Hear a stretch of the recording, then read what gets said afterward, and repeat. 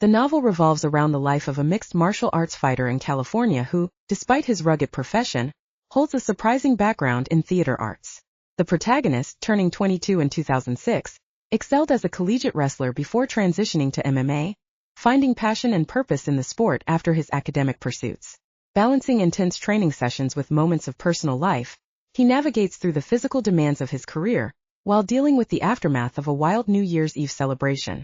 As the story unfolds, a fantastical twist introduces elements of the supernatural.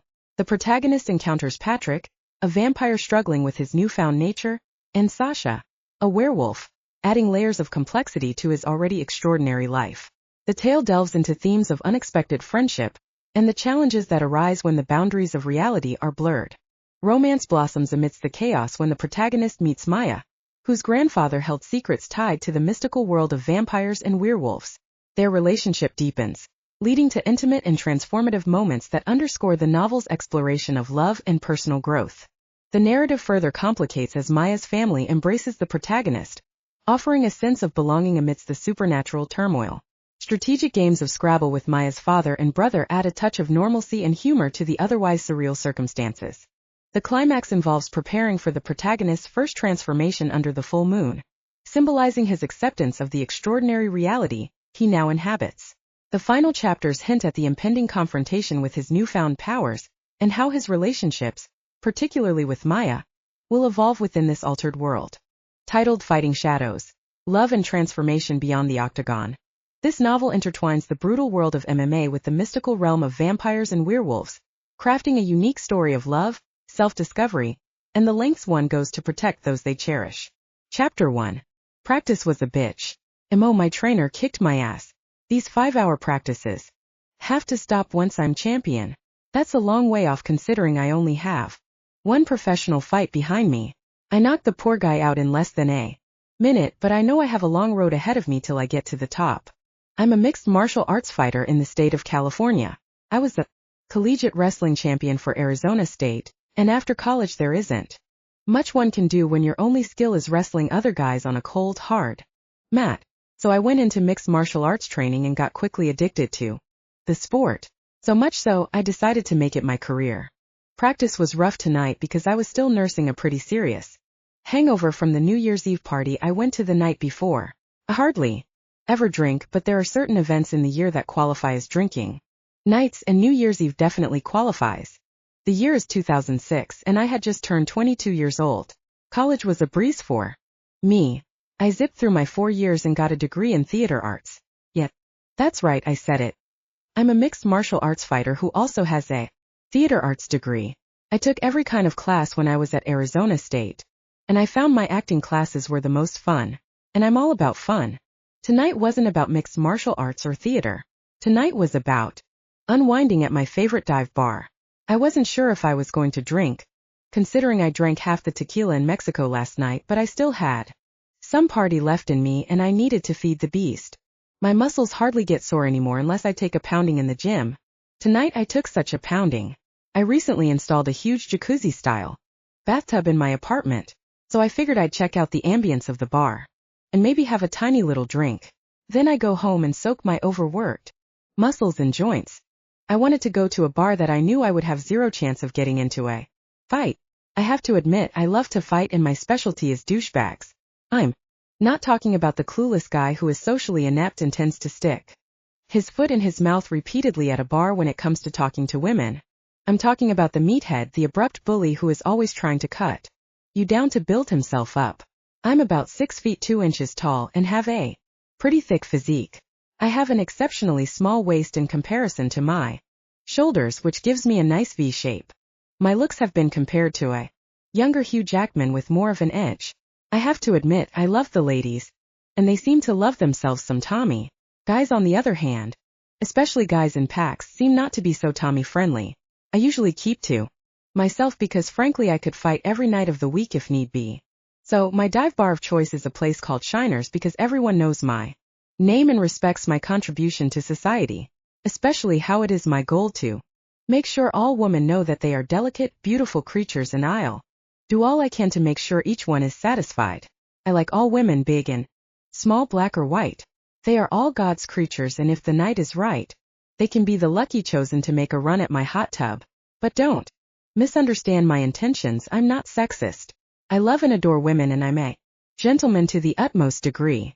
But I am usually on the prowl and the cuter my prey is, the more I raise my game. My game is simple. I'm the bad boy. Sometimes quiet, sometimes outgoing, but never the braggart. I usually just give tidbits about myself and allow their imaginations to the rest. Seems to be working for me. I pulled my black Mustang into Shiner's parking lot. The bar is about 2 miles from my gym. I work out in Anaheim Hills at a gym that specializes in mixed martial arts training. The parking lot was unusually empty for a Thursday night, but then again it was New Year's Day and most people were already in bed after a long day of watching football and pigging out. I didn't have the luxury of eating like a pig being. I had to keep my weight around 175 pounds. I got out of my car and stepped on the crushed gravel they called a parking lot. It was a reasonably cool evening, so I decided to grab my leather jacket from the back seat of my Mustang. It went good with my white t-shirt and blue jeans. I showered and cologned up at the gym and I looked and smelled like a warm summer's day. I blew my breath into my hand. It was warm, and that wasn't good. It was Altoid time. I reached in my left pocket and pulled out a container of wintergreen Altoids. I tossed a couple in my mouth. Taste like candy. Considering Altoids were the most I splurged on my diet all day, I thought it would be okay to knock back a couple more.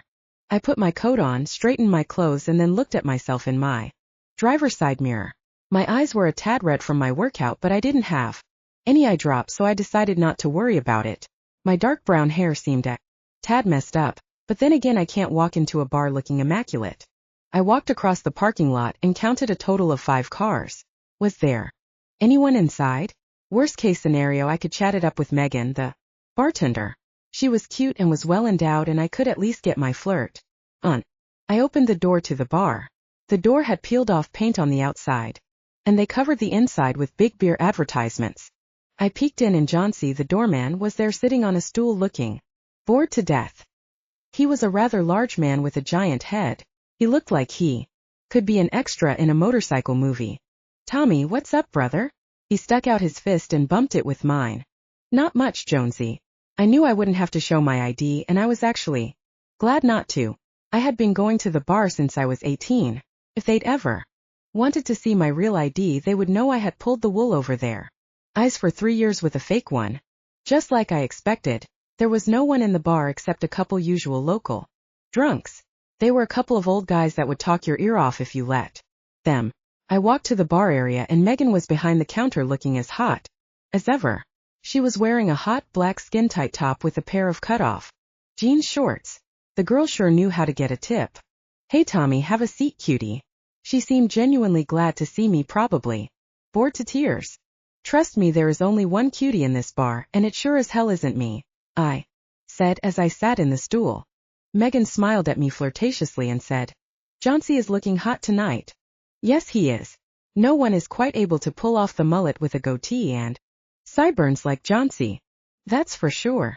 "What can I get you, big boy?" I hesitated and then said, "I'll have a patron. Make it a double shot." Sometimes I like to order a drink to impress, but it's hard to impress a bartender. "Sure thing." Megan grabbed a patron bottle from the back of the bar. She had to tilt her body up to get the bottle, and thank God she did. Caught a glimpse of an ass cheek. Wow, that did the trick. I will put that image in my mental vault and whip that baby out as needed in times of solitude. I'm not a verbal pig, so I definitely didn't let on that I was pretty turned on by her little reach up to grab a bottle performance. A woman like Megan knows she's hot and works it for all she's got. If I was to comment, it would just put me in a category of every hard-up creep that comes in here. If Megan didn't work here and I had met her out in the real world, I might have hit on her. But there was no way I would do anything other than harmless flirting. Make it a point not to shit where I eat. Megan turned around and poured me a double shot and set it in front of me, along with a couple of limes and a salt shaker. "You know me so well, Megan." I aim to please. "I know you do." I put a little salt on my wrist and cut a lime in half. "Here's to the new year." I licked the salt down the double shot and sucked the lime. It went down smooth, patron always does. "Slow night?" I asked. Megan smirked at the idiocy of my obvious question. "I expected it," she said. I have no idea why the owner even has this place open. He gives us 2 vacation days, Thanksgiving and Christmas. Well, I'll tip you good. I know you will, you always do. Megan looked over my shoulder and then paused. Don't look now, Tommy, but a 10 just walked in and she's all alone. Wow, a 10 even. I didn't look around. She's hot. I'd do her. Megan said plainly. She is either really hot or really nasty, I said under my breath. Hot. Girls tend to make out with odd-looking chicks at parties. There's something about a bad, genuine hard-ass chick that turns on straight girls. But those girls do nothing for me. She definitely hot. Turn around, you chicken shit. I'm not chicken shit, I'm savoring the moment. I like to pace myself. Well, Mr. Pacer, you blew it. She just left. You're fucking kidding me. I turned around and saw the door close. I looked at Megan and gave her a look that said, this girl better be worth going to the parking lot to check out. Go see for yourself, she said, and began wiping down the counter. I got up and hurried past Johnsy and went outside. I opened the door and right beside the door on the right was a beautiful brunette. She was sexy in a hot Playboy centerfold way, but still had enough girl next door in her to tell she was grounded. At least I hope so, you never know with girls from California. She was looking at her phone and making a text message. I decided I better do something so I didn't appear like I had only come outside to see her. I took a couple steps to the left and pretended to text on my phone. I mouthed out loud what I was supposedly texting to give the illusion I was real interested in my make-believe text.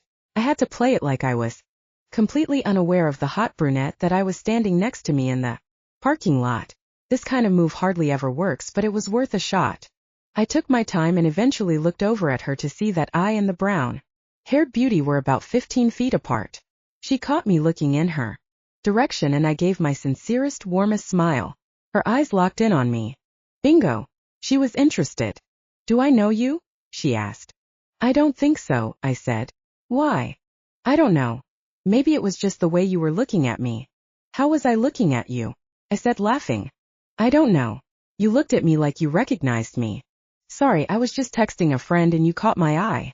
She nodded her head like a woman who hears that kind of thing all the time. She stopped texting and looked up at me and said, why is the bar so dead? It's usually pretty active. It is New Year's Day. Oh yeah, it is. That's funny, I was up till noon last night. So it feels like the next day. That would do it to you. Sleeping during the day always messes me up. Then something odd happened. She looked at me with a concerned, puzzled look. I looked at her and then she motioned towards her nose. You know, that motion people do when you have a booger. Are you kidding me? Really? I have a big booger hanging out of my nose? Apparently not just a small one. She looked at it like there was an asteroid hanging out of my nostril. I was horrified. She continued to stare right at my nostril and now her face went from moderate concern to absolute horror. How big was this booger? I finally reached toward my face and as I did I felt a drip fall from my nose to the ground below. Holy shit, my nose was bleeding. Are you okay? She asked, rushing over to me.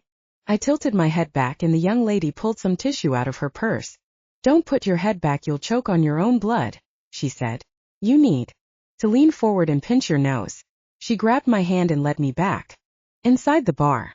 She walked me across the bar to the restroom area. It only took you 5 minutes for her to punch you in the face, Tommy. Megan yelled out, laughing as I was being swept off by my new brown-haired friend. She took me into the ladies' room. She was still holding my hand while she opened the door to the bathroom. The first thing I noticed was that there was no standing toilets and all the stalls had doors. There was even a little table with a plant on top. Are you kidding me? The men's bathroom was disgusting and this bathroom looked like a room at the Hilton. Lean over the sink, she said. Why is your nose bleeding? Did you get into fight? I pinched my nose and leaned over the sink. I look at myself in the mirror. Damn, even their mirror was bigger. The blood seemed to be regressing. You have a name, bleeder? The woman asked, wiping my nose for me. She leaned in and wow, she smelled incredible. She smelt like vanilla and I liked vanilla a lot. My name is Tommy. Tommy? Is it short for Thomas? No, and that wouldn't be short. The two names are almost just as long. Counted the letters in my head. Okay, smartass. You never answered me. Is there a reason why you're bleeding all over me? I owed her an explanation. I mean, after all, she had brought me into the women's bathroom. I'm a professional fighter and sometimes my nose just bleeds. It has to do with the fact I'm constantly losing weight. A professional fighter? Her eyes lit up. Nice. That is about the most interesting thing I've heard all day. Is it more interesting than a guy bleeding in front of you seconds after meeting him? No, that definitely was more interesting. You're 2 for 2 in the intrigue department. What about you, Florence Nightingale? Do you have a name? Yes, I do. She continued to wipe my face. Well, my name is Sasha. Sasha? I asked. Yeah, I know it sounds like a stripper name, but it was the name I was born with. I'm Argentinian and my parents were trying to be more American. Bambi or Bubbles wasn't on your parents' radar? She laughed. I guess there are worse stripper names. I should be thankful. I don't think it sounds like a stripper. More like a villain in Batman. There you go. I could be Catwoman's twin sister. I finally took over and wiped my nose. Not too many American girls would do the whole hot nurse bit routine. So I do have to give it up to Argentina. Don't get me wrong, I'm all American, I was born here. My parents are from Argentina. Well, be sure to thank them for me. They raised an outstanding young lady. Wow, you lay it on thick, don't you? In any other case that would be an accurate statement, but in this case I couldn't be any more serious. You're sweet. And then she finally did it. She gave the "I think you're hot" to look. Can I buy you a drink? I asked. It was the least I could do. Sasha looked at me in a way a girl does right before she makes the "I'll hang with you for the next couple hours" look. Sure, she said. And you're in luck. The bleeding has stopped. That's good. It would give a whole new meaning to a Bloody Mary. Now that's just gross. Hey, you're the one who got intimate with my nose minutes after meeting me. Sasha shook her and laughed and swung open the door. I looked at my nose in the mirror and it was bright red. Nice, I look like Rudolph. Sasha stepped outside the bathroom and took a seat at one of the many empty tables in the bar. I followed her and yelled out, Megan, 2 more shots of Patron. I decided to look at Sasha to see if tequila was okay. Patron sounds good, Sasha said. And a beer chaser would be great also. Only like imported beer. I'm girly like that. Okay, green bottle it is, I shouted one more time to Megan. Make those 2 shots and 2 green bottles. Wow. Fancy, Tom. She must have cleaned you up real good. Megan winked at me. I ignored the comment. Megan made the drinks and brought them over and Sasha and I talked and laughed for the next couple of hours until Megan yelled out last call. Sasha told me she was a waitress at a coffee shop in Brea. She had gone to nursing school but had to quit due to lack of funds. We joked and laughed and made fun of just about everything we could think of. She was my kind of chick. She could dish it out and seemed to be up for anything. The bar closed down and I walked Sasha out to her car. I hadn't drunk any alcohol since the first shot when we first sat down. I knew I had plenty of time for the alcohol to make its way through me. I could pass a breathalyzer test any day of the week. Sasha, on the other hand, was $1.15 at the most, and she followed her shot in beer with about 3 more beers and 2 more shots. You okay to drive? I asked. Oh, is this your big don't drink and drive move where you convince little old me to sleep over and you'll give me the bed and you'll sleep on the couch? Who said I would be the one sleeping on the couch? Oh, confident are we? Not confident. I just have my dates take the couch. I find it's the right thing to do once I'm completely done with the seduction aspect of the evening. Seduction? A girl could be so lucky. Honestly, I thought I'd take you to Denny's to get some coffee. I don't make it a habit to take girls to my place after I first meet them. Oh, you live with your parents? Sasha began laughing hysterically. I knew. Your charm came with a price. No. I live alone in a 2-bedroom apartment by myself, and I have no idea who either of my parents are. I was raised by my grandparents. Ah. Sasha was really buzzed. She began touching my face in a way that wasn't the least bit sexy. That explains your Southern charm. Southern charm? Maybe Southern California charm. There is nothing Southern about me. Trust me. I've spent a lot of time in the South. You would fit right in. They're all corn-fed like you. Sasha then began feeling my muscles. Damn. You're really muscular. Do you work out? She felt my entire upper body. Eventually stopped her hands before she got to my legs and put them by her side. Look, let's go to Denny's. You're drunker than I thought. We'll hang out there until you can think clearly. Sasha had taken out her keys when we first left the bar, but now she was putting them back in her purse. I guess I could use some coffee. Coffee would sober me up. That's my Mustang over there. I pointed across the parking lot at my bad boy. Nice, like I said, very southern. All it's missing is a Dale Earnhardt for president sticker on the bumper. I walked her over to my vehicle. I opened the door and helped her in the passenger side. I shut the door and walked behind the car and watched as Sasha looked at my door and noticed it was locked. She leaned her drunk body over and unlocked my door. One more for Argentina. I loved it when a girl did that. It shows she's thinking outside herself. Sasha was drunk and she still pulled it off. Bravo. Chapter 2. We went to the Denny's off of Harbor Street in Fullerton. Sasha touched my arms the entire ride over. The angel on my shoulder was telling me to go to Denny's and the damn devil was saying, screw Denny's, it's time for some loving. The angel eventually won the battle. We got to Denny's and ordered enough food to feed 6 people. I was happy to see that Sasha was throwing down her coffee like her shots, and I knew she'd be sober in no time. We continued to talk for a good hour until our conversation led me to ask, so, what brought you to that hole-in-the-wall bar on a holiday? I was bored and hoping to play some darts. That place must be the only bar in the United States that doesn't have a dartboard. Oh, that's why you left so fast. I actually took it personally. You never even turned around. You didn't even know I was in the bar. I knew you were in the bar. I smirked and took a sip of my soda. You're just the babe hound, aren't you? Not really. The bartender knows what I like. You were given the heads up? I see how it is. You let that poor bartender do all the dirty work for you. She did say you were her type. Well, it's nice to be adored. You don't strike me as a woman who is hurting for adoration. Oh, you'd be surprised. So, when you came outside to make a text, that was all for show. I did mention earlier on I had a theater arts degree. Nice performance. It's only fun if there's an audience. Even if it's an audience of one? If that audience is you, I'd perform all night. I said, winking at her. All night? That's impressive coming from a bleeder. Did I mention my erections are like a locomotive charging through the Midwest, carrying steel as cargo? You might have glossed over that little nugget of info. Well, now you know. Are there a lot of entries? I asked, smiling. These days, not enough. It will be duly noted. Can we get off your penis? I wasn't aware that you had gotten on. I joked. Neither had I. Sasha slammed the table at her burn. Ouch. Game, set, match. I laughed out loud. Now that was fun. You have no idea how much fun I can be. All right, tell me. What do you do for fun? Sasha liked this question. She sat up and everything. I'm an actress. Really? Well, I'm trying to be. What kind? I asked. One that talks. Very nice, I said sarcastically. What I meant was what kind of actress? TV, movie, stage. Stage and some television.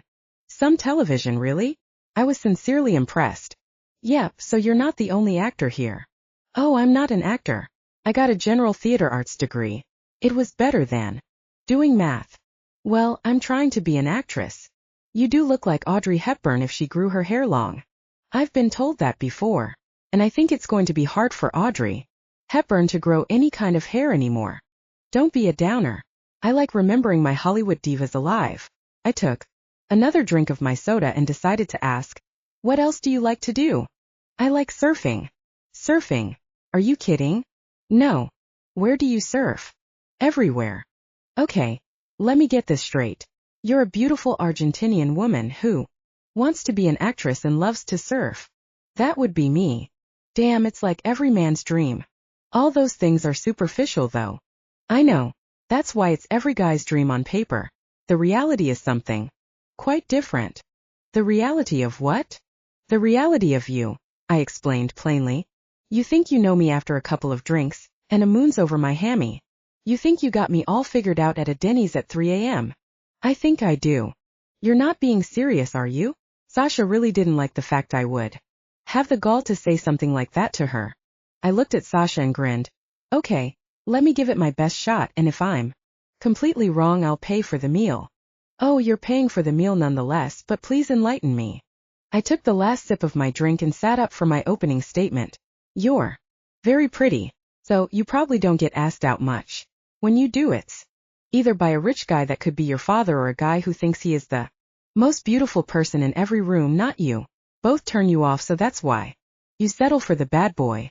I fit the bad boy image, so that's why you have spent the last 3 hours and 17 minutes with me. You like the bad boy because you like to think you can tame him, but you also secretly love the fact he's unpredictable and might not call you for a couple of days at any given time. But that gets old and eventually you move on, and that is why you have had hundreds of one-month relationships over the years. Sasha smiled and I knew I had hit some truth about her, so I continued. You're an actress because you like to escape. You could never be a prostitute or a nun in real life, but you like the idea of becoming whatever you want with any given script. You like the idea of escaping in little intervals, but you're far too interested in your own life to do it for any long period of time. Sasha nearly came out of her skin on that one. I continued. You surf because it's the one thing you know for damn sure you can't control, so you don't even try. You ride each wave and get turned on by its power and unpredictability. The more you fall off a board and get back on, that gives you a sense of accomplishment and survival. Both are things you desire daily. Now Sasha was looking at me like she had seen a ghost, so I knew I was reading her better than any Psychic Friends Network employee ever could. You're alone at the moment, but you have 10 guys you can call that would leave a girlfriend, a wife, or any other person they were involved with to have one more night with you. That's because not only are you gorgeous, you are very passionate in the bedroom and like to take on all kinds of roles. You're afraid to truly let go, out of fear of real intimacy. But secretly you're waiting for that one guy who completely gets you, and that's the moment you have longed for. That's the moment that you know in your heart that when you finally find him, you're ready to completely let go. Sasha continues to stare at me and slowly shake her head in disbelief, so I decide to finish her off. At this very moment you are intrigued by my insight and candor, but yet you're still afraid that this is my game and I'm trying to backdoor you to get you into bed. Part of you doesn't give a shit, but the real true part of you, the one that cries at weddings and Kleenex commercials, is praying that I'm being sincere. All I can tell you is that I am being sincere, that is, and I think you're about the sexiest woman I have even seen. I say this not as a line, just a statement of fact. I could care less if you believe me, because I know what I've said has ministered to your soul. So, Sasha, girl I met for the first time tonight, how did I do? Sasha stood up from her chair. Check please. Chapter 3. Sasha grabbed my hand and led me outside the double doors. We walked out to the back parking lot that was parallel to Harbor Boulevard. Sasha, still leading me by my hand, threw me up against my black Mustang and shoved her tongue down my throat. She pushed me up against the driver's side door of my Mustang and grabbed my neck so I would be at eye level with her. I spread my legs wide, which I usually have to do to kiss someone without having to lower my neck. In this case, my head was eye level to hers, but nonetheless she was hanging on my neck like it was a monkey bar. She continued to jam her face into mine and kissed me with an intensity one hadn't ever quite experienced. She kissed me passionately with a lot of feeling. I had to admit it was hotter than shit, and my body definitely let her know how much this was turning me on. I wasn't one to wear underwear, so I was at full attention in my 501s. Sasha pressed harder against me, kissing my lips, my neck, and my face. Take me home, she said. What about your car? I'll get it in the morning. I opened my door and Sasha ran around my car and jumped in. I drove to my apartment in record time. The angel on my shoulder had gone to bed early and the devil was out in force. The entire way to my house Sasha licked my fingers and kissed my right arm. Can you say, slam dunk? We got to my apartment off of Gypsum Canyon. I parked in my assigned spot and the two of us nearly sprinted to my door. I took out my keys and opened my door. I didn't have much furniture in my 2-bedroom apartment, but at this point all I needed was a sofa and TV in the living room and a California King in the bedroom. We made our way through my bare hallway and nearly busted through my bedroom door. I threw it open and we both fell on my bed simultaneously. She continued to kiss me, and I was really taken back by her aggressiveness. Usually I let a woman just have their way if they come at me like this, but this was different. I kind of liked her. I never had a woman match my wits like she had tonight. I couldn't deny the fact I was craving her body more than anything in my entire life. I kissed her with the same intensity back, and trust me that hers was off the charts. I pinned her down and rolled on top of her. I kissed her neck then. Her aggression let up a tad and I decided to stop. That's right. I stopped and just stared at her. What are you doing? She asked. I'm taking you in. Why? Because I like you. I like you too. Don't stop. I see that we both know where this is going. Yeah, so. Sasha grabbed me and turned me to my back and began kissing my chest. I stopped her and said, Are you sure? I'll talk. Put your money where your mouth is. Man, she was driving harder than a guy would. Let me ask you a question. Are you okay if this is all it is? I wouldn't be here if I wasn't. She was now kissing my stomach. I looked at this beautiful woman loving on my body and thought, screw it. I looked at her kissing my body and I thanked God the devil came back. With that I grabbed her and turned her over and ripped off both of our clothes.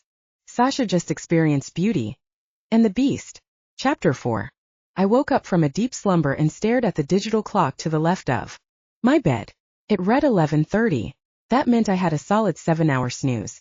I turned over and my little brunette friend was still sound asleep. She looked peaceful. As she laid in my bed, I leaned over and kissed her cheek. Her eyes opened as my lips made contact. You are for real, she said hoarsely. You thought I was make-believe? I laughed. Not make-believe. Just maybe a Greek god like Thor. Nope. I'm all flesh and bone. Yes, you are. I can attest to that. She sat up and grinned. I can't believe. You almost went soft on me last night. Soft I was never. I don't mean soft like that. I mean you almost didn't want to go through with it. Yeah, I did have a Boy Scout moment. Why? Do you make a habit of bringing girls you meet at a bar home and not scoring with them? Do you have a whole separate belt for notches that could have been? Honestly, I just knew I wanted to see you again. I figured the best insurance I had was to still stay unfamiliar in certain areas. Well, you got pretty familiar. I sure did. You are an interesting man, Bleeder. It's the life of a fighter, I said proudly. When is your next fight? In 3 weeks. I reached down and felt my gut. I need to lose about 12 more pounds. Well, you have 3 more weeks. You want to go get some breakfast? I'm starving. I thought you didn't eat. I'll have some cottage cheese and egg whites. It's my breakfast of champions. That would be fine, but let's stop by that bar and get my car. Sasha stood up and stretched. Damn, she had a hot little body. Want to take a shower? Considering we did have sex, I'd better. Yeah, you might have my cooties. I hope that's all it is cooties. I'm good, little girl. We did use protection. I know we did. Sasha reflected a bit on the night before. She looked at me and smiled. You know, you are a pretty damn good kisser. How could you tell? I said, laughing. What do you mean? Sasha seemed confused. You seem to have your agenda in the kissing department. I do like to kiss. As do I, my lady. That's good to know because you haven't seen anything yet. Sasha walked out of my room into the bathroom completely naked and jumped in the shower. Shook my head at the sight of a gorgeous woman walking naked in my lonely bedroom. Wow, some nights it's like shooting fish in a barrel. I got up and put on a pair of basketball shorts and waited for her to get out of the shower. I got in after she was done and took a very long hot shower. When I was finished, we threw on some clothes and Sasha and I headed out. My apartment was about 15 minutes from Slider's bar. It didn't take much time to get there. I whipped a left on Tustin St and looked to over my left at the bar's parking lot where Sasha's Jeep was parked. There was a fairly large, muscular man standing next to Sasha's Jeep. He had a giant black Ford Runner parked adjacent to Sasha's car. I slowed down my Mustang and looked over at Sasha and she looked on in horror. Oh, this wasn't going to be good. Tommy, remember last night when I asked if you had me figured out and you spouted off all those details? Yes, I said hesitantly. You were right on just about everything. She took a deep breath. Everything except the part about me being single. Seriously, Sasha, that overgrown heap of muscle is your boyfriend? Yes. How long? About a year. Fucking great. Now this meathead is going to want to kick my ass. Pulled my car in the driveway expecting this guy to charge my car and pull me out of the window. I slowly inched my way through the parking lot. I stopped and put my car in park almost 100 feet from where he was parked. I wasn't taking any chances. Sasha got out of the car with her hair still wet from her shower. I'm sorry, Tommy. I left my number by your television at your apartment. This situation is complicated. Complicated? Was she kidding me? Sasha slammed the passenger door and walked over to her boyfriend standing by her car. I knew I shouldn't whip out of the parking because that would look bad and was definitely the dick move. Sasha and the dark brown hair fellow talked, and surprisingly he didn't seem upset. He just leaned back and listened. He was at least 6 feet 5 inches and weighed 250 pounds.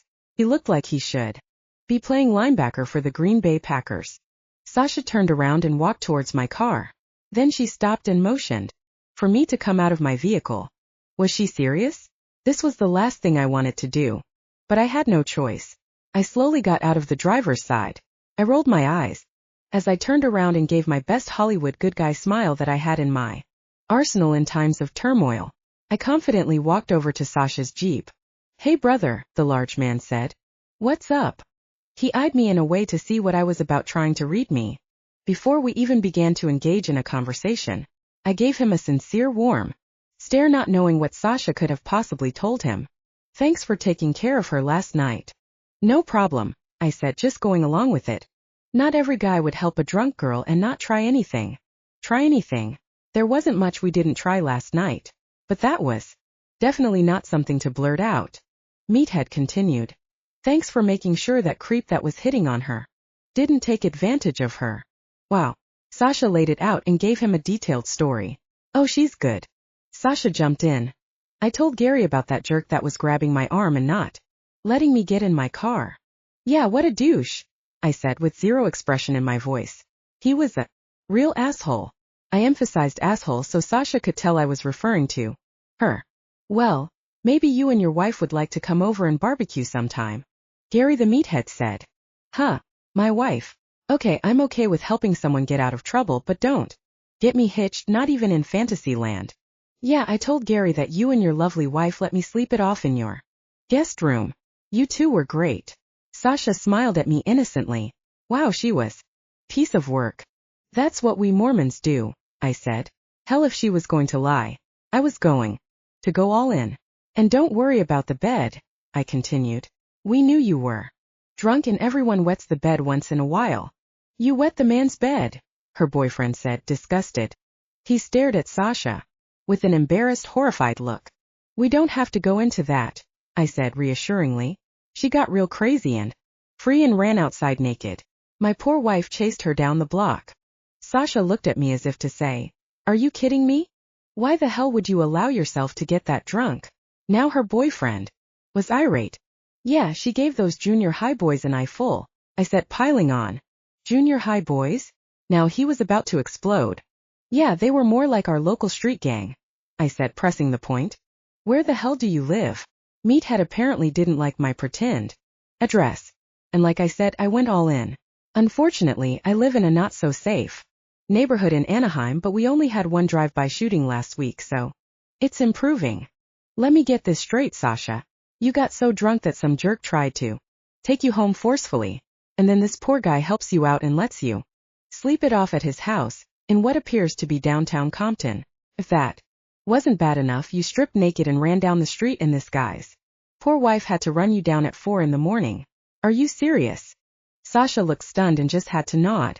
She was in no position to dispute anything, so I couldn't resist. Don't forget she peed our guest bed and maybe even pooped in it a tad bit. That was it. Gary was done. New rule, you are to never go out anywhere again unless I'm with you. Gary then turned to me. Thanks, bro. You are a good man. Please apologize to your wife for me. Oh, I will. She's at the laundromat washing the sheets. Then Gary reached into his wallet and pulled out $40 and handed it to me. I hope this covers it. Didn't exactly. All the drinks and food she ate last night came closer to about 60, but it was a good gesture even though he thought it was for the sheets. Let's get the hell out of here, Sasha. I'll deal with you when we get home. Then Meathead walked past me and jumped into his giant truck and slammed the door. Thanks, Sasha said to me. No problem, I said stoically, then turned around and walked back to my car. Now that's the story of my life, bad decision after bad decision. I meet someone great, and she turns out to be a cheater, a liar, and most importantly, a bet. Chapter 5. For the next 3 weeks I trained my butt off and lost the weight I needed to. By eating a 1400-calorie diet and kicking my ass in the gym. My opponent was a fighter named Jorge Vasquez. He was an established pro and had a 16-6 record, with 12 knockouts. He was the opposite kind of fighter as me. He was a striker and I loved the ground game. I worked on some standing techniques with my trainer Mo. For the most part, my job was to take him down and pile on the elbows and maneuver him in a way to do one of my infamous submission moves. I had a light workout the night before my fight. I was going to be on the undercard at the Staples Center and was the first fight out of the gate. Knew I needed to get some rest, so I got home and went straight to bed. Wanted 8 solid hours, no more no less. I quickly fell asleep as I usually did after taking a Benadryl with a warm glass of milk. I had started out in a very deep sleep and then I began to hear a constant beeping in my dreams. It didn't matter what I was dreaming, from unicorns to bikini babes, there was this damn beeping sound in the distance. Finally, I woke up and right beside my hand was my cell phone. I stared at my cell phone screen. 23 missed calls. Are you kidding me? They were all from a 714 number I didn't even recognize. I got up and went to my bathroom to wash my face. I was apprehensive about calling the number back. Whoever it was didn't mind blowing up my phone in the middle of the night before my big fight. Maybe it had something to do with my grandma. I knew I needed to call the number back, but I was groggy and tired, and needed at least 4 more hours of rest. I went into my kitchen and sat at my table. I knew I needed to call the number back because it could be an emergency. It wasn't every day I got 23 missed calls in the middle of the night. I sighed and I pressed call back on my cell phone. The phone rang once and a woman answered the phone. Tommy, the woman yelled. Who is this? I asked. My voice was louder than I wanted it to be, trying to match her volume. It's Sasha. Who? Sasha. From a couple weeks ago. Are you okay? I asked. I was pretty shocked that, of all people, she was the one blowing up my phone. No, I'm not. I'm stuck in Balboa Beach.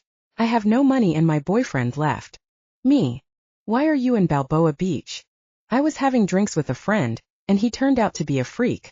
He fell asleep and I slipped out of his house and I've been walking around in circles and have no idea where I am. What do you want me do? Could you come get me? Don't you have someone else you can call? No, or I wouldn't have called you so many times. How did you get this number anyhow? I got it from your phone when you fell asleep the other night. I really didn't want to help her, and I wasn't quite sure if she truly was broken up from her bohemian boyfriend, but for whatever reason she did call me, so she probably didn't have too many options to be helped. Listen, I have my fight tomorrow and I need my rest. Tommy, please. I'm almost to the point where I am going to hitchhike. Don't do that, I said. Shit, I was never one to leave a damsel in distress hanging out on the streets in the middle of the night, even one who lied to me. Where are you exactly? I'm on PCH near Harbor. I know where that is. I have gone down there plenty of times. I'm at an all-night donut shop called Cakes. It's on the corner. Okay, I'll be there in a half an hour. I ended the call and just stared at the clock on my microwave. It was 3 in the morning. You have got to be kidding me. I was running out in the middle of the night before a big fight. Part of me wanted to turn off my phone and let her rot at the donut shop. Should make her whore herself out for a ride home, but I wasn't that kind of guy. I'm a man of my word, and in the end that's really all you're left with, Your Honor. I went to my bedroom and put on a pair of basketball shorts and a Lakers t-shirt and slipped on a pair of shoes, then headed out the door with keys in hand. It didn't take long to get there and I pulled into the donut parking lot. There she was sitting in the front of the donut shop. I motioned for her to come to my Mustang from my car. She got up and walked over to my car, unlocked the passenger door, and she got in the passenger seat. Thank you, Tommy. I was running out of options. You must have if you're reaching so far back in your Rolodex that you're calling one-night stands. You know you were more than that, she said in a flirtatious way that I was definitely not in a mood to hear. No, I said. I was definitely just a one-night stand. That's all it was, and nothing more. I slowly backed out of the parking lot, turned my lights back on and pulled onto Harbor Boulevard. I stopped at the light and sighed. I didn't feel like talking to her, but I needed to know where I was taking her. Where to? Asked. Then the most bizarre thing happened. Someone jumped on the hood of my Mustang. What the fuck? I yelled out. Then the same guy punched my front window with his fist. I jumped out of the car and saw that there were 3 of these assholes. What the fuck are you doing? I yelled at them. Why don't you ask your friend? The person who had just punched a hole in my windshield said. He had long brown hair and looked really dirty. I looked at Sasha. You know these fuckers? Oh, she knows us. We heard from a little bird that she was stranded out here. But it looks like she got herself a Cub Scout to come help her. Did you call these guys to come pick you up? I yelled to Sasha, who was still sitting in my car. No, I called Gina and she must have told them. Sasha yelled back. I could give a rat's ass about who Gina was. This piece of shit just busted my windshield, not mention put a big dent on my hood. This guy wasn't that big. And I definitely could take him in my sleep. His 2 friends weren't much bigger. They were all in their mid-20s, and all of them could use a shave and a shower. The guy who slammed my window was to the right of me and the other 2 were on the left. Look, Dick, I said. You're going to pay for my window. What are you? A lawyer? No, I'm a guy who is about to kick your teeth in for fucking up his Mustang. The long-hair guy looked at Sasha and said, I guess a guy who runs a surf shop wasn't good enough for you. Great, this douchebag was a scorned lover. Eddie, we dated over a year ago. Get over it, Sasha yelled from inside my vehicle. She was still sitting in the passenger seat expecting me to just get in and drive off. That isn't how I handle my business. No one screws with me and especially no one touches my Mustang. Okay, Eddie, you're going to find out real quick I'm not a lawyer and you just made the worst choice in judgment anyone ever has by thinking you can smash my car. I was a professional fighter and I needed to be discreet about that specific detail cause this guy could sue me once he realized he just got floored by a professional. But I didn't care. This guy was going to pay for his discretion. I charged to my left and grabbed Eddie and threw him on the trunk of my car. He was a lot stronger than I expected. He was like a little ball of iron. He bounced off my hood and then did a backflip in the middle of the street. Cool, I thought. I got an athlete on my hands. This will be fun kicking his ass. Luckily, there was no traffic at 3 o'clock in the morning. Eddie made a hand motion to his friend, basically telling them to back off and that he would take care of me. How little did he know what a badass he'd just run into. Eddie charged me and tried to kick me in the nuts. It's the most predictable technique move in the street fighting handbook. It's a bitch move. You kick your opponent as hard as you can in his package and just unload on him. But I was far too savvy to let a twerp like this get over on me. Easily blocked his kick, using the Karate Kid wax-off technique. It actually really does work. I smacked his leg down and that relentless little turd tried to kick me again. I caught his leg and lifted it straight up, forcing him to fall on the ground. I knew grappling and wrestling this guy was a risky move because his friends could jump on me in seconds. I figure I would choke him out fast until he saw stars. On his back, Eddie came up at me. I took my left arm and wrapped around his head in a reverse headlock. I just cranked that baby down and it was lights out for Eddie. Suddenly I felt an elbow crack into the back of my head. It was one of Eddie's friends. Then I felt a sensation I had never felt in my life. The motherfucker bit my right shoulder, and not a minor bite. He bit it like he was biting into a rack of lamb. I never felt that sensation before. What the hell just happened? This crazy asshole just bit a giant gash in my shoulder. Literally heard him spit out my flesh. Motherfucker. That fucking hurt. I did the only thing I could. I threw my head back so hard that the back of my skull cracked the guy's nose. I heard his nose break as I connected with it like a bowling ball hitting a walnut. I turned around and the guy who bit me fell straight back onto the asphalt. The third guy came at me and I grabbed his head and knee-kicked him in his scrawny little chin. Then I slammed his head on the back of my car. All 3 guys were semi-unconscious and crawling their way to the sidewalk. Could have stuck around and finished them off old school, but I was better than these street thugs.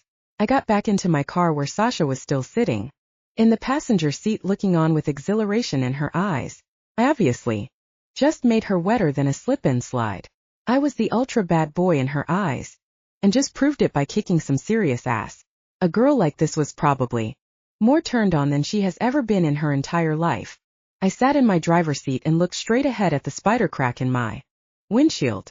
Luckily the putz wasn't that strong, so he didn't break through the glass. I still had to drive back Ace Ventura style with my knees sticking out of my window. I decided to just go down PCH towards Huntington Beach.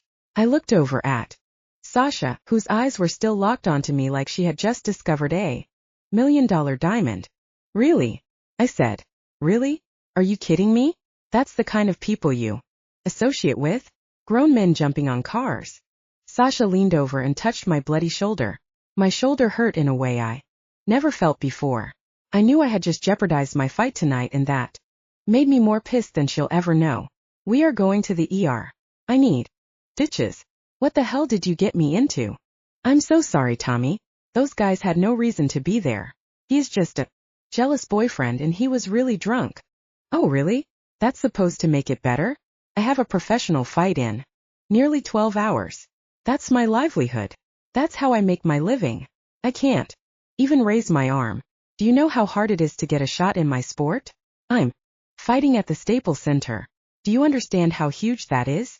The Lakers played there. I'll pay for your windshield. You're damn right you're paying for my windshield. I could give a rat's ass about my windshield. What I give a shit about is the 2-inch gash in my right shoulder. I'm right-handed, Sasha. 75% of my coordination and strength comes from the right side of my body.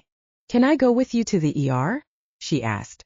I looked at her and she seemed as concerned as anyone could be in a situation like this, but my spidey senses were out and this girl was a world-class con artist. That is the only explanation and why she is running around with guys that jump on cars and try to fight strangers in the middle of a busy street. Yeah, I said. You're coming with me because I don't have time to drop you off. I saw a hospital from the distance near Beach Boulevard. I turned right and made my way around the block to the emergency room. Hobbled into the back and filled out the necessary paperwork and waited almost 5 hours for them to fix me up. I didn't say a thing about my fight later on. There was no way I'd be cleared by this guy to participate in my match tonight.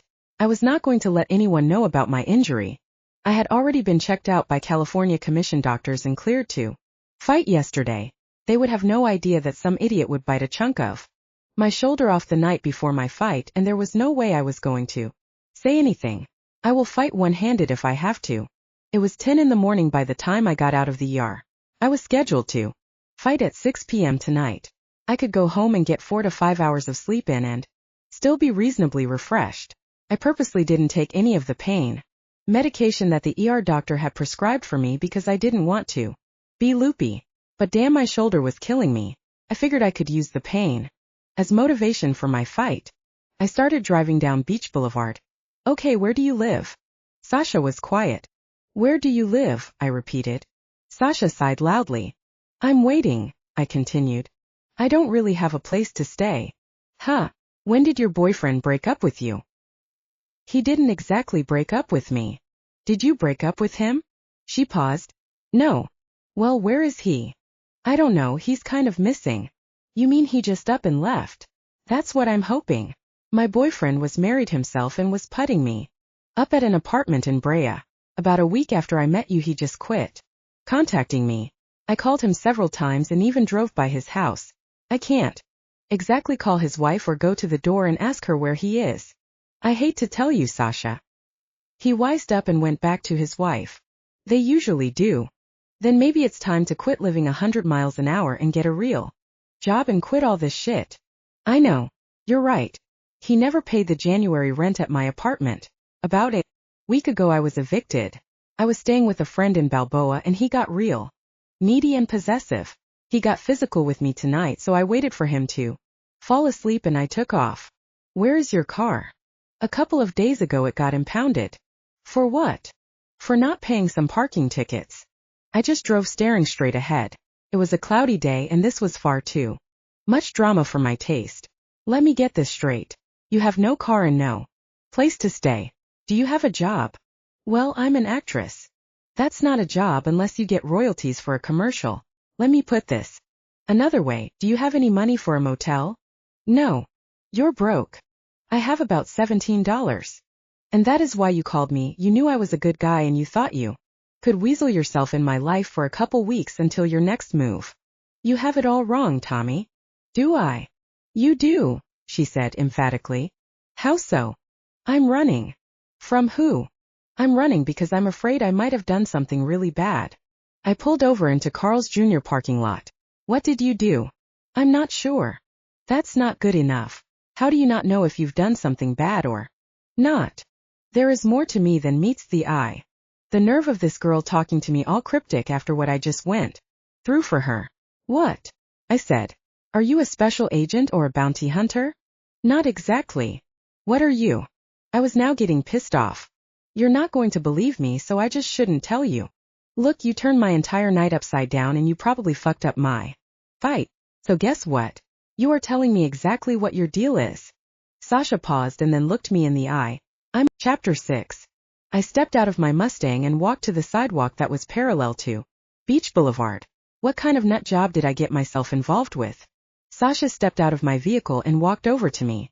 Cars were whizzing by. And it was pretty chilly. I was still dressed for a pickup basketball game at a local park, but I didn't care. I had heard enough. I needed to take this woman to a halfway house where they treat mentally ill patients. Sasha sat next to me on the curb.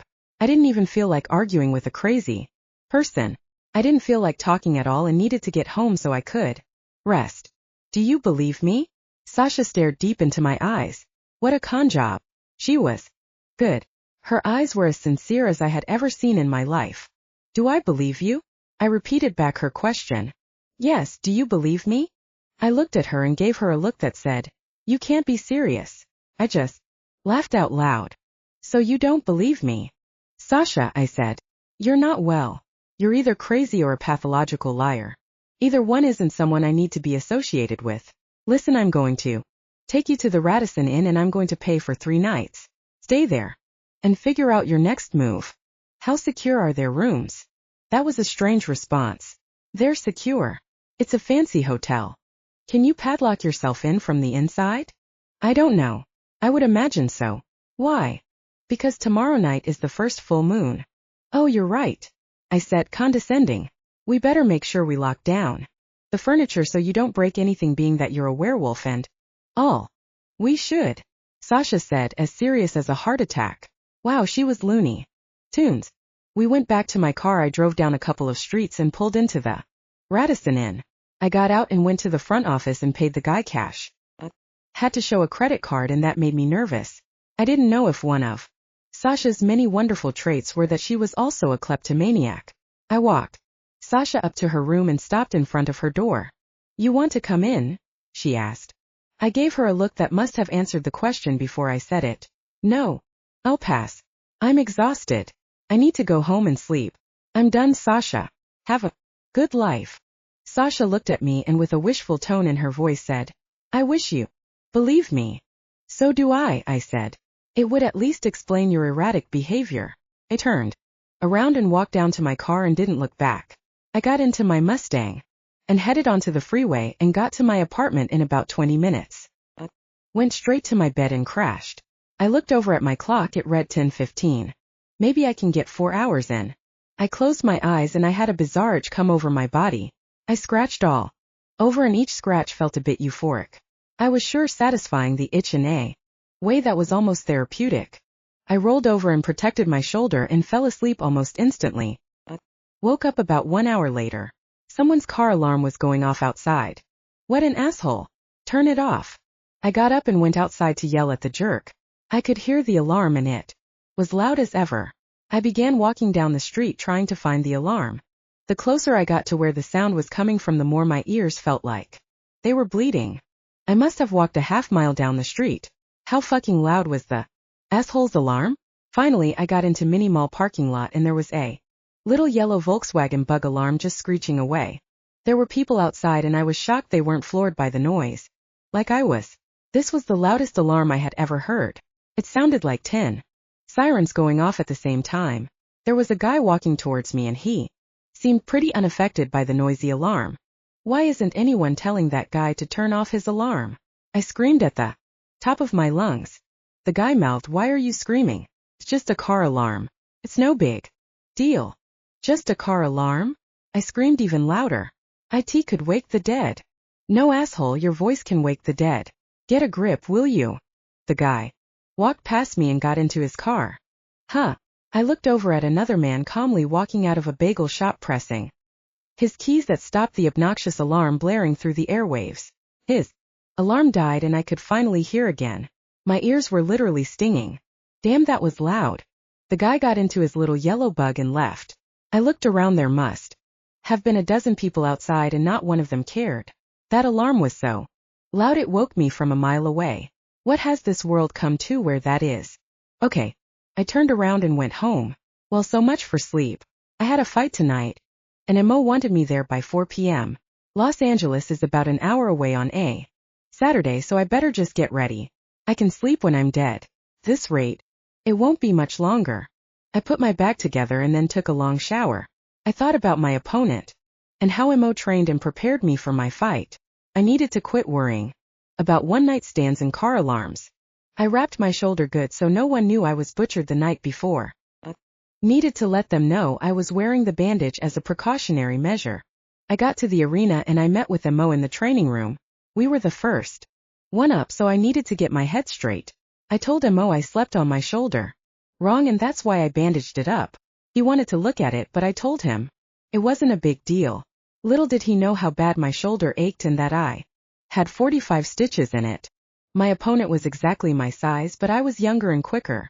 My ground game was one of the best in the business. Mo and I went over a few key points and soon it was time for my second professional fight. Chapter 7. I stepped out into the ring for a professional fight with a veteran fighter and could only use the left side of my upper body. The only strategy one had, considering the condition I was in, was to break him down and get him to the mat so I could do a submission move. I was in for a painful night. After the opening announcements, I went back to my corner and Mo was outside the cage yelling instructions. Just like we ran it in practice, Tommy, you got this. Little did Mo know what I was truly dealing with. Round 1. I rushed out and Vasquez circled me. He knew he didn't want me to shoot into legs and have be a fight on the ground with me. I threw a left. He blocked it easily. I telegraphed it too much. Vasquez came into me and we began to pummel our arms trying to gain control. I locked my arms around his head and shot underneath his legs with my left arm and got him a fireman's carry. There was a problem with that move. I was forced to use my right shoulder. Crap, the pain was intense. To be honest, the pain only made me angrier. I slammed Vasquez to the floor of the ring and took control. Shifted my weight trying to get my legs inside his legs. Vasquez was face down on the mat and I was riding him like a cowboy on a bull. Except I had this bull under control. I dropped a series of elbows with my left arm. Use your right arm. Mo yelled at me. I was waiting for just the right moment where his neck would be left open so I could sink my arm in so I can do a choke submission. He was guarding it beautifully, and it was impossible for me to get my arm through. So I continued to hammer down my left arm on the back of his head and neck. I went into complete spastic mode. I unloaded 10 to 12 consecutive punches and elbows and I could see Vasquez weakening. Just give me an opening, I thought. I'll choke you out and then we can all go home. Then it happened. He used his arm to try to get position by placing them on the mat. And for a brief second his neck was exposed and that's all I needed. I got my left arm underneath his Adam's apple in a blink of an eye. Yanked up and tightened it with my right arm, which gave me an immense amount of pain. He shifted his body trying to get out. He was a veteran and he wouldn't tap out lightly. He fought me off for a good 20 seconds and then I saw the most beautiful thing in sports. My opponent tapped out. That only meant one thing. He gave up and threw in the white flag. I had my second first-round knockout. I jumped up and I looked at my shoulder and I was bleeding through my shoulder. Rap. I had torn a number of my stitches out, but it was worth it. I was still undefeated. Granted, I was only 2-0, but I'll take it. Mo came into the ring and he hugged me and looked at my face. I didn't notice. You were sporting a beard before. Huh. I never grew facial hair in my life. I had an easy routine where I shaved in the shower each day. That was an odd thing to say. I felt my face and felt stubble and hair. What the hell? I shaved before I came down here. That was odd. The announcer said I was the winner by knockout and the referee raised my right arm and I nearly passed out from the pain. I showered up after the fight and the arena doctor restitched my arm and warned me to ever fight again and not be honest about an injury. He told me that would be my ticket out of MMA because I put the company in jeopardy with the state by fighting. He told me luckily I was still a nobody, so it wouldn't make ESPN. It was nice to be considered a nobody by his own organization after 2 consecutive first-round knockouts. I headed out to the parking lot by myself. I looked up in the sky and saw the full moon as huge as I had ever seen it. I stopped in my tracks and just stared at it. It was weird. I had never gazed at a full moon or any kind of moon for that matter. But for some reason this particular moon on this particular night was almost giving me a religious experience. I felt this intense feeling, and it was all directed at this moon that I was staring at in the middle of the Staples parking lot.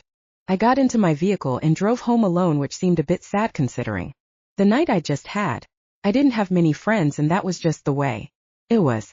I didn't party or celebrate that much. I was exhausted and I wanted to go home for a long winter's nap.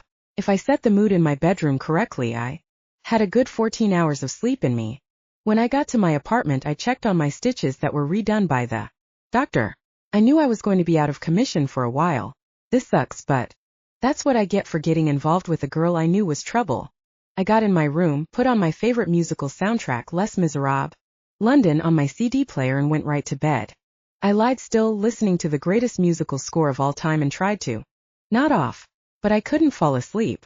I felt hot and itchy, and it seemed like I could hear every single car on the freeway passing by, every car door shutting and every dog barking.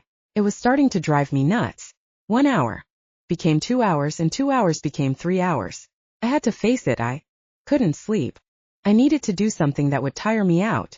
You would think after fighting an MMA match with one of the toughest motherfuckers in the world at my way, tea on a bum shoulder would be enough. But that wasn't the case. Tonight, I needed a sleeping pill or some NyQuil. I decided to find a 24-hour place to get something to help aid me sleep. I also felt weary and I couldn't quite make out what was wrong with me. I began sweating perversely as I went out to my car. I got into my car and just sat there staring at the full moon. What was it about this damn moon that seemed to be the only thing to make me feel right? I looked at the spider crack in front of my windshield and it made me even more nauseous. I decided to head out. As I drove, my body felt as hot as it has ever been. It was like I was having a fever and breaking one in the same moment. Then the weirdest thing happened. I didn't feel like driving to the convenience store. I passed it and got on the freeway. Why? I had no idea. Felt sick and gross, and the more I drove towards the moon, it seemed to settle me down and made me feel better. I followed the moon all the way down to San Bernardino. Why? I had no idea. I took the 91 freeway east and went on the 15 to Bakersfield. Where was I going? I passed a couple more freeways and could tell I was heading in the direction of the San Bernardino Mountains. Didn't know what possessed me to pull over to the side of the road, but I did. The moon lit up the sky like a chandelier. I stepped out of my Mustang and made my way to the right, where there was nothing but desert for miles. I could hear growling and snarling in the distance. What the hell was that? What could be out here in the middle of nowhere? I had a pair of binoculars in my glove compartment that I bought about a month ago when I went to a USC football game and sat in the nosebleed section. I got out and stood on my hood in about the same place where that asshole put a dent into it the other night. I put the binoculars over my eyes and looked in the direction of the snarls and moans. I looked on, and what I saw nearly made me pee my pants. Saw about a half a dozen bonfires, and surrounding the bonfires were the biggest wolves I had ever seen. I kept watching, trying to figure out what the hell I was looking at. There were black ones, white ones, brown ones, and others that seemed to be calico colored. They were all 6 to 7 feet in length. Some were howling and others were wrestling. How did they find the bonfires? Did these beasts kill the humans who left the fires? From above I heard a horrid sound, the sound of 1,000 birds screeching across the sky. I looked up and I could barely make out what appeared to be hundreds of black ravens circling the wolves below. I looked on as if I was watching the most bizarre episode of Animal Planet ever put on the air. All the birds landed about 500 feet away from the wolves. Only sand and tumbleweeds separated the birds from the beasts. Then I saw something that made me feel I had fallen asleep and was now dreaming. The birds seemed to be transforming into human beings. The hundreds of black birds became an army of humans. They were all dressed in black clothing and made up of all races.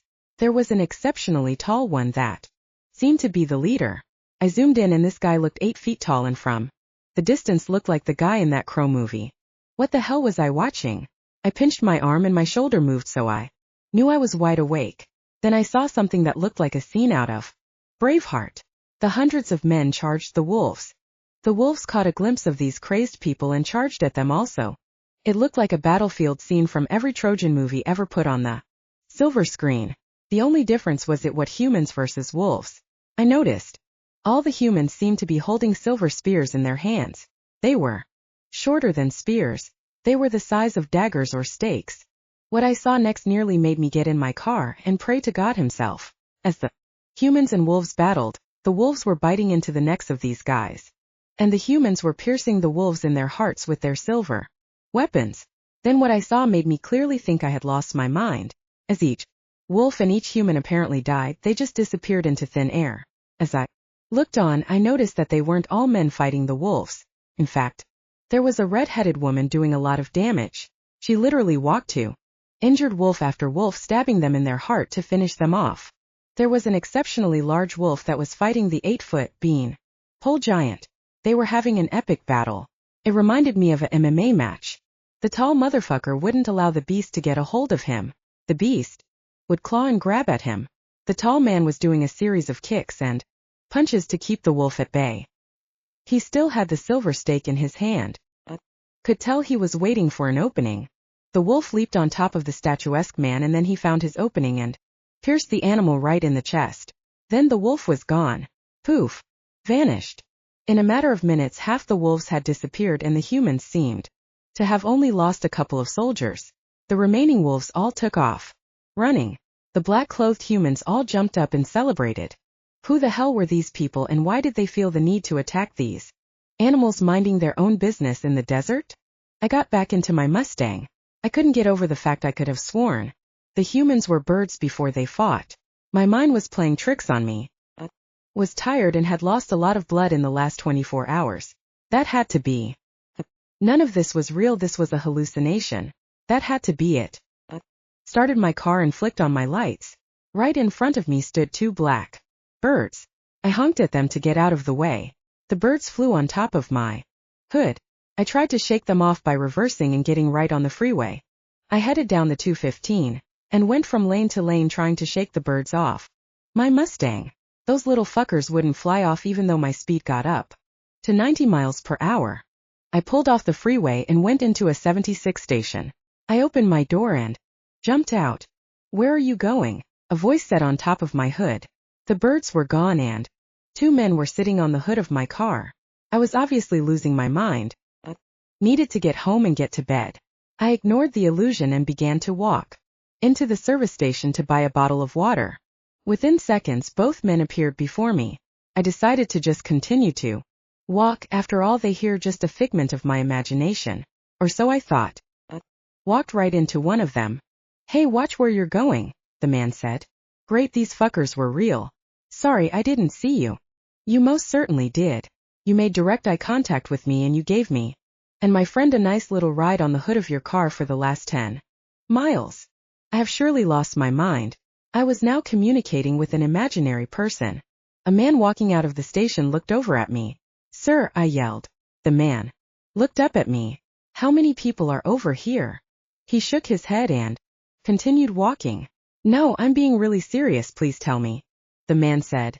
"There's 3 counting your crazy ass." I nodded and knew I was fucked. The man across from me then said, "Oh, we're most definitely real." I looked at him perplexed. How did he know that was what I was thinking? Decided to treat this like any kind of street fight. I needed to forget what I'd seen and get to the bottom of what these assholes want. "So what are you needing?" I asked. "Needing?" the man laughed. He was a light-skinned black man that had bleached white hair and 2 hooped earrings. The other guy was about an inch or 2 shorter and seemed to be this guy's sidekick. He had black hair and very pale skin. Both seemed in pretty good shape. "I don't need anything," he continued. "I just want to know if you enjoyed our party." "You mean the battle of humans versus wild animals out in the desert?" "Humans?" the man laughed again. "Hey Patrick, you hear that? We're Tandra." "He obviously has no clue, Nero," Patrick answered. "Huh?" I asked, surprised. "What are you then, aliens?" He's cute, Nero said. It's a shame he knows too much and we have to kill him. My heart sank. I had never heard that phrase come out anyone's mouth before in my life. Kill him. Look, man. I saw nothing and I know nothing, so if you have a piece, just put it away. A piece? This guy is a crack up. We don't need guns to kill you, silly rabbit. He then leaped on top of me, opening his mouth. That was when I saw 2 little fangs protruding from his mouth. Holy shit. I threw a left cross and caught him in his right temple and he went flying to the left. The other guy leaped on me and tried to bite me also with his fang teeth. I smacked him in the head and he slid across the pavement. As I did so, Nero jumped on me and bit into my arm. What the fuck? What the hell is going on with all this biting? I got a hold Nero and clamped down on his neck and began choking him out. Clamped down harder than I had ever done in my life. This would have killed anyone else. At least I made him pass out. He gasped for air. But I cranked harder on his neck. Patrick then jumped on my back and tried to bite into the back of my neck. Holy shit. I got up, still holding Nero in my vice grip chokehold, and swung him around and his legs belted Patrick in the face. I dropped Nero on contact and watched as he slid across the pavement and a silver stake flew out of his pocket. I grabbed the stake off the ground before he could get to it. As I did so, the white-haired devil jumped on top of me, grabbing the stake from my hand. This guy was trying to kill me with the fucking stake. I did the only thing I could. With all I had, I turned the stake around as we both had our hands around it and crammed that motherfucking piece of metal into the guy's neck. He instantly let go of me and rolled over with his face in the pavement. I jumped up and looked down. He gasped for air and rolled to his back, trying to breathe, but the stake was all the way through his neck. His eyes locked into mine. You're not a Tandra, he said. I should have known. Then poof, he was gone. He just disappeared into thin air and I had no clue what had just transpired. The second guy was waking up and gasping for air. I jumped on top of him. Who are you guys? I screamed in his face. Please don't kill me, he said. I've only been a Mani for a week. I don't know what I'm doing. I didn't ask for this. Mani? What is a Mani? I'm a Mani. It's what I've become. Are you okay? No, he said. I think I ruptured my larynx. Sorry about that, I said, helping the guy up. Patrick? Is it? Yes. Well, Patrick, you shouldn't attack people if you don't want to get hurt yourself. He put both his hands around his neck. How he was still alive himself, I didn't know. What's yours? He coughed out. I looked over at the blank ground where his friend once laid. All that was left was the stake that was once lodged in his neck. I guess my name is Killer, I mumbled. Cairo, he asked. Yeah, I said. My name is Cairo.